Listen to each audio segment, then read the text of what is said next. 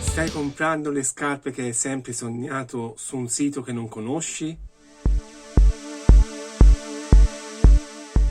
Se sì, prima di comprare, guarda tutto questo video. Avrei voluto fare una bella recensione su queste scarpe. Salewa Wildfire. Ma qualcosa è andato storto. Ora ti spiego il perché. Io ti porto dei fatti documentati, dopo sarete a giudicare, ma credo che molto probabilmente mi ringrazierai perché eviterai poi di perdere del tempo e forse anche soldi. Martedì 9 febbraio sono andato su Google, ho digitato Salewa Wildfire, ho cliccato su shopping e ho selezionato ordina dal prezzo dal più basso. Ecco il risultato, l'ho fatto anche stamani.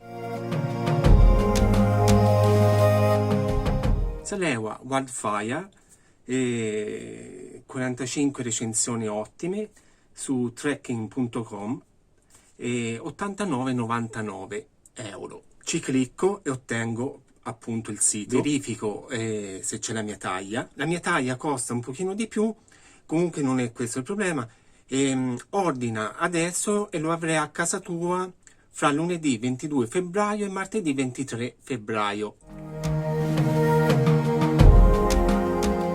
Oggi è il venerdì 12 febbraio, quindi una settimana diciamo lavorativa per ricevere questo ordine da trekking.com. Il 9 febbraio, martedì, io compro questo prodotto e ottengo le mail di conferma dell'ordine. Come puoi vedere c'è la data di consegna stimata. Per mia curiosità, quando compro qualcosa su internet vado a vedere dopo se il prodotto c'è ancora o era l'ultimo. La Salewa Wildfire della mia taglia era ancora disponibile, quindi probabilmente avevano in stock molti articoli. Il giorno dopo, il 10, ricevo un'altra email con scritto: il tuo ordine ha subito una variazione. Ecco qui l'email, dice che praticamente c'è un cambio di disponibilità o un ritardo, insomma di collegarsi all'area clienti. Accedo all'area clienti come consigliato ed apro un ticket di una richiesta di supporto. Questa è la loro risposta, tra l'altro veloce, non è che ho aspettato molto. Il prodotto non è più disponibile per mancanza di stock da parte del fornitore, cioè di Salewa. Apro una piccola parentesi, mi è già capitato di comprare e il prodotto non era più disponibile, però sono stato contattato subito e subito mi hanno dato il rimborso. Qui invece mi suggeriscono di cambiare il prodotto oppure di cancellare l'ordine. Entro nel loro sito, nell'area clienti, e come da loro suggerito cancello l'ordine. Anzi, per la precisione cancello 2 ordini, perché avevo anche ordinato come puoi vedere dall'immagine, la giacca della guscio della Salewa. Anche per la giacca avevo ricevuto le mail della mancanza di disponibilità, come puoi vedere dalla seguente immagine.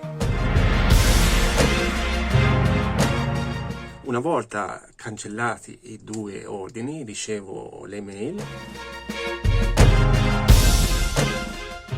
Procediamo con il rimborso tramite il metodo di pagamento utilizzato per l'acquisto. I tempi di transazione su carta di credito vanno da 3 a 7 giorni lavorativi. Ma a parte i tempi, diciamo, lavorativi di transizione, sono stato già rimborsato?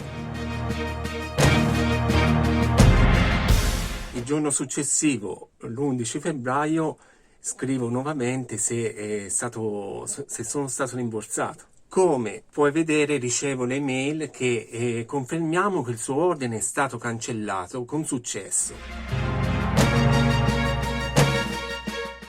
Il rimborso corrispondente sarà effettuato, quindi non è stato ancora fatto. E sempre tenga presente che la transazione bancaria sarà effettuata entro 3-7 giorni lavorativi e la invitiamo a verificare il rimborso trascorsi i tempi indicati.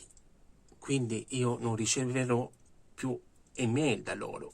Quindi io alla fine della prossima settimana dovrò controllare se sono stato rimborsato. Nello shopping online si sa che lo stock può essere un problema quando uno compra, può capitare, come ho detto prima, mi è capitato, però il servizio era trasparente, non ci sono stati problemi. Qui di fondo c'è un problema, che il consumatore pensa di comprare delle cose che sono veramente in stock, ma loro si riferiscono allo stock da parte del fornitore.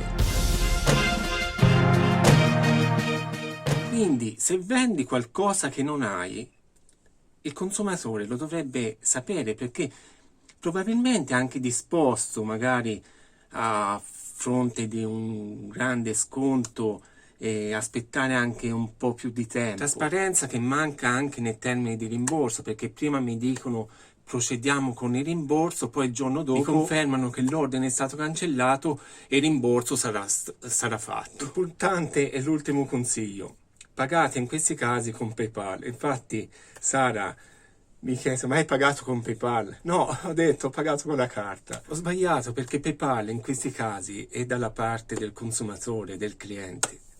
Probabilmente avrei già ricevuto quanto pagato. Bene, aspetto una settimana e si vedrà se avrò indietro i miei soldi, e spero che questo video ti sarà veramente utile.